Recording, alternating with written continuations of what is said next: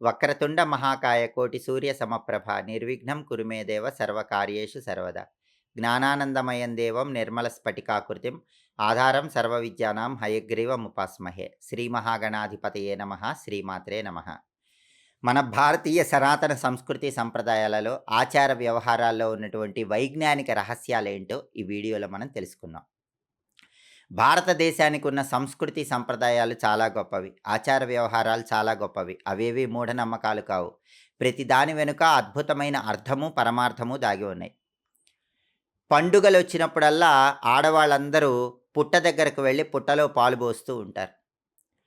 పుట్టలో పాలు పోస్తే పిల్లలు లేని వాళ్ళకి పిల్లలు కలుగుతారు అని చాలామంది ఆడవాళ్ళు పండుగలు వచ్చినప్పుడు పుట్ట దగ్గరకు వెళ్ళి పుట్టలో పాలు పోయటం, పుట్ట చుట్టూ ప్రదక్షిణలు చేయటం చేస్తూ ఉంటారు.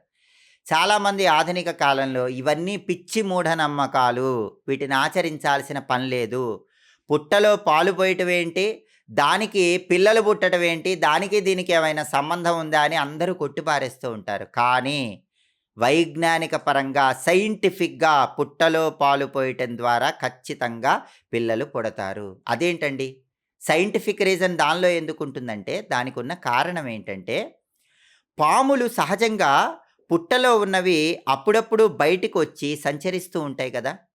అలా పుట్టలో నుంచి పాములు బయటికి వచ్చి సంచరిస్తున్నప్పుడు ఆ పాముల శరీరం నుంచి రజస్సు, రేతస్సు విడుదలవుతాయి. పాముల శరీరం నుంచి విడుదలయ్యే రజస్సు, రేతస్సు పుట్టల మీద పడతాయి. మళ్ళీ పాములు సంచరించిన తర్వాత పుట్టలోకి వెళ్ళిపోతాయి. ఎప్పుడైతే పండుగలప్పుడు ఆడవాళ్ళు పుట్ట దగ్గరకు వెళ్ళి పుట్టలో ఆవు పాలు పోస్తారో, ఆ ఆవు పాలు పాములు పుట్టపైకి వచ్చి విడిచిపెట్టినటువంటి పాముల రజస్సు, రేతస్సుతో సంయోగం చెంది ఒక రకమైన వాయువు విడుదలవుతుంది. పాముల రజస్సుతో, పాముల రేతస్సుతో సంయోగం చెందేటటువంటి ఈ ఆవు పాలు విడుదల చేసే ఆ వాయువు ఆడవాళ్ళలో లైంగిక పరమైనటువంటి దోషాలను తొలగింపజేస్తుంది. అందుకే పుట్టలో పాలు పోస్తే పిల్లలు పుడతారు అని మన మహర్షులు, మన ఋషులు, మన సనాతన ధర్మంలో సెలవిచ్చారు. వాళ్ళకంటే గొప్ప సైంటిస్టులు ఎవ్వరూ లేరు. ఆధునిక కాలంలో సైంటిస్టుల కంటే ఋషులు గొప్ప సైంటిస్టులు. ఋషుల మేధస్సు చాలా గొప్పది. ఆ వాయువు పెద్ద పెద్ద లైంగిక పరమైనటువంటి అనారోగ్య సమస్యలు కూడా తొలగింపజేస్తుంది. అందుకే పుట్టలో పాలు పోస్తే పిల్లలు పుడతారు. అలాగే పుట్టలో పాలు పోయటం ద్వారా మనిషి సత్వగుణాన్ని పెంపొందింపజేసుకోవచ్చు. ఇక్కడ ఒక ఆధ్యాత్మిక రహస్యం కూడా ఉంది. పుట్టలో పాలు పోయమని ఎందుకు చెప్తారు? ప్రతి మనిషికి కూడా కామక్రోధాలు ఉంటాయి. కామక్రోధాలనే విషాలు మనిషి కక్కుతూ ఉంటాడు. ఆ కామక్రోధాలను పోగొట్టుకోండి, సత్వగుణం అనేది ఉంటుంది, ఆ సత్వగుణాన్ని పెంచుకోండి అని చెప్పటమే పుట్టలో పాలు పోయటం వెనుక ఉన్నటువంటి ఆధ్యాత్మిక రహస్యము. అలాగే పుట్టలో పాలు పోయటం వెనుక అద్భుతమైన వేదాంత రహస్యం కూడా దాగి ఉంది. ఇది చాలా గొప్ప రహస్యం. ఇది ఋషులకు మాత్రమే తెలిసిన రహస్యం. ఆ రహస్యం ఏంటంటే, మనిషి శరీరంలో వెన్నెముకను వెన్నుపాము అంటారు. మానవ శరీరంలో వెన్నెముక దగ్గర, అంటే వెన్నెముక కింది భాగంలో 3 నాడులుంటాయి. వాటిని ఇడ, పింగళ, సుషుమ్న అనే పేర్లతో పిలుస్తారు. ఈ 3 నాడులు కూడా ఒక ట్రయాంగిల్ లాగా ఉంటాయి, త్రికోణాకారంలో ఉంటాయి. మనిషి శరీరంలోనే అంతర్లీనంగా ఒక శక్తి ఉంటుంది. దాన్ని కుండలిని శక్తి అంటారు. ఆ కుండలిని శక్తి ప్రతి మనిషిలో కూడా ఉంటుంది. అది ఎలా ఉంటుంది? ఒక పాము చుట్టలు చుట్టుకొని పడుకొని ఉంటే ఎట్లా ఉంటుందో అట్లా కుండలిని శక్తి ఉంటుంది. ఏ మానవుడైనా సరే పాము చుట్టలు చుట్టుకొని పడుకొని ఉన్నట్లుగా ఉన్నటువంటి ఈ కుండలిని శక్తిని యాక్టివేట్ చేశాడనుకోండి, అప్పుడు మనిషి అద్భుతమైన స్థితికి ఎదగగలుగుతాడు. అదే మానవ జీవన పరమార్థం. దాన్ని యాక్టివేట్ చేయాలంటే మన వెన్నెముక దగ్గర ఉన్న ఇడ, పింగళ, సుషుమ్న, ఈ 3 నాడులు త్రికోణాకృతిలో ఉన్న నాడుల్లో సుషుమ్న అనేది ఎప్పుడు మూసుకొని ఉంటుంది.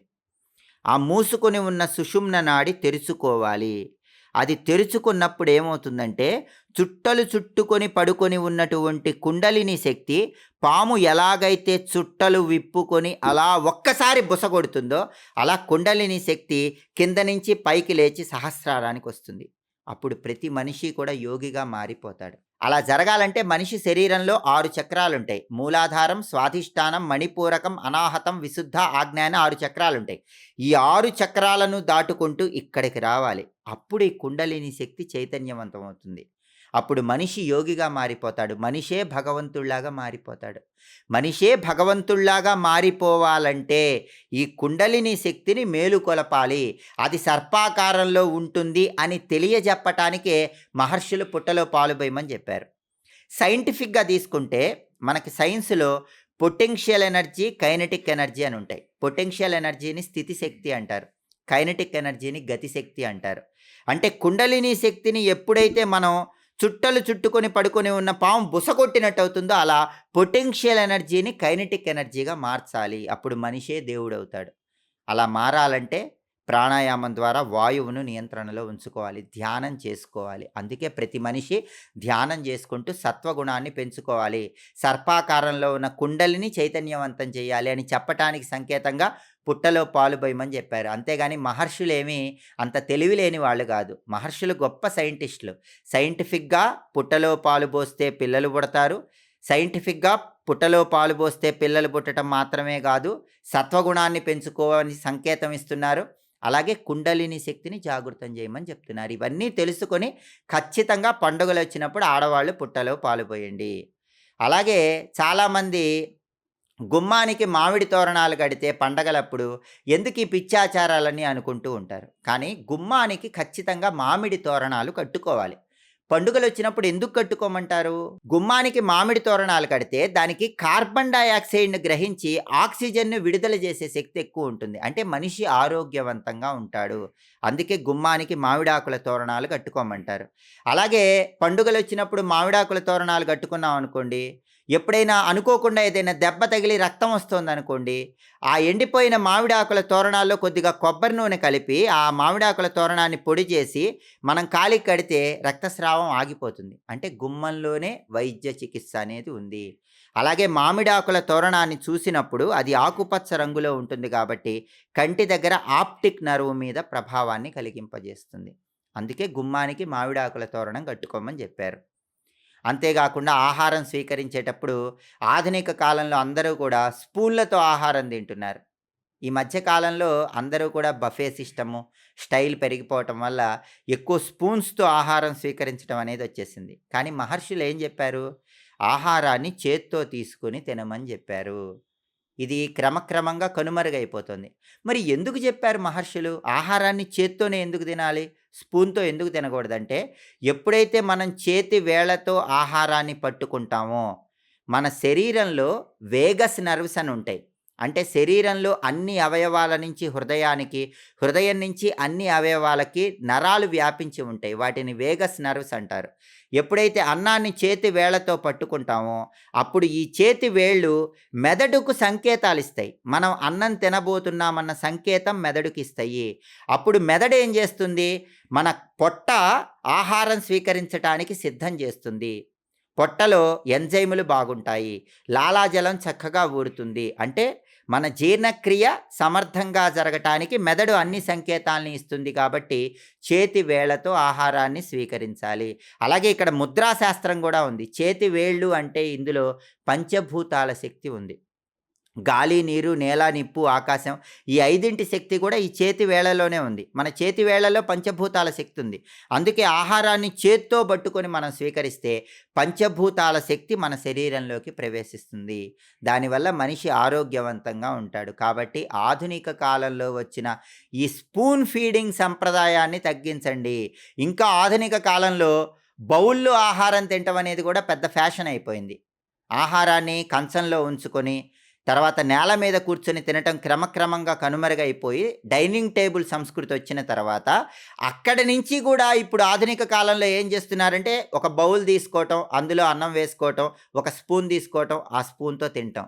ఈ కల్చర్ ఎక్కువైపోయింది. కానీ దాని నుంచి పక్కకి రండి. చేతి వేళ్ళతో ఆహారాన్ని స్వీకరించండి. ఆరోగ్యపరంగా ప్రయోజనాన్ని పొందండి. పంచభూతాల శక్తిని మీలో ప్రేరేపించండి. అలాగే ఆహారాన్ని కూడా సాధ్యమైనంత వరకు అరటి ఆకులో ఉంచి తినే ప్రయత్నం చేయండి. ఎందుకండి మేము పళ్ళెంలో తింటే వచ్చే నష్టమేంటి? అరటి ఆకులో క్లోరోఫిల్ ఎక్కువగా ఉంటుంది. అరటి ఆకులో నీటి శాతం ఎక్కువగా ఉంటుంది. ఈ నీటి శాతం అరిటాకులో ఎక్కువ ఉండటం వల్ల శరీరానికి అవసరమైన నీరు అందుతుంది. అరటి ఆకులో ఉండే క్లోరోఫిల్ అనేటటువంటిది వేడి అన్నం అరటి ఆకు మీద వేసినప్పుడు, అరటి ఆకులో ఉండే క్లోరోఫిల్ ఈ వేడి అన్నంతో సంయోగం చెందుతుంది. అది శరీరానికి అవసరమైనటువంటి ఆరోగ్యాన్ని కలిగింపజేస్తుంది. అందుకే పాతకాలంలో సాధ్యమైనంత వరకు పళ్ళాల్లో గాకుండా అరటాకుల్లో ఆహారాన్ని స్వీకరించేవాళ్ళు. కాబట్టి మన ఆచారాలు, సంస్కృతి, సంప్రదాయాల వెనుక ఉన్న వైజ్ఞానిక రహస్యాలు అర్థం చేసుకోండి. పుట్టలో పాలు పోయండి. స్పూన్ సంప్రదాయాలు పక్కన పెట్టండి. స్పూన్ సంస్కృతిని పక్కన పెట్టండి. చేతి వేళ్ళతో ఆహారాన్ని స్వీకరించండి. మన యువత అందరూ కూడా ఈ సంస్కృతి, సంప్రదాయాలను కాపాడే విధంగా ముందడుగు వేస్తూ నవభారతదేశాన్ని నిర్మించేటటువంటి ప్రయత్నం చేయండి. ఇంకా ఇలాంటి ఆసక్తికరమైన విశేషాంశాలు తెలుసుకోవాలంటే మాచిరాజు ప్రవచనాలు ఛానల్ని తప్పకుండా సబ్స్క్రైబ్ చేయండి. మా వీడియోస్ మీకు నచ్చినట్లయితే మా ఛానల్ని లైక్ చేయండి, కామెంట్ చేయండి. మా ఛానల్ వీడియోస్ 10 మంది మిత్రులకు షేర్ చేయండి. మా ఛానల్ని సబ్స్క్రైబ్ చేసుకోండి. పక్కనున్న బెల్ సింబల్ నొక్కటం మాత్రం మర్చిపోకండి. సర్వే జనాః సుఖినో భవంతు. స్వస్తి.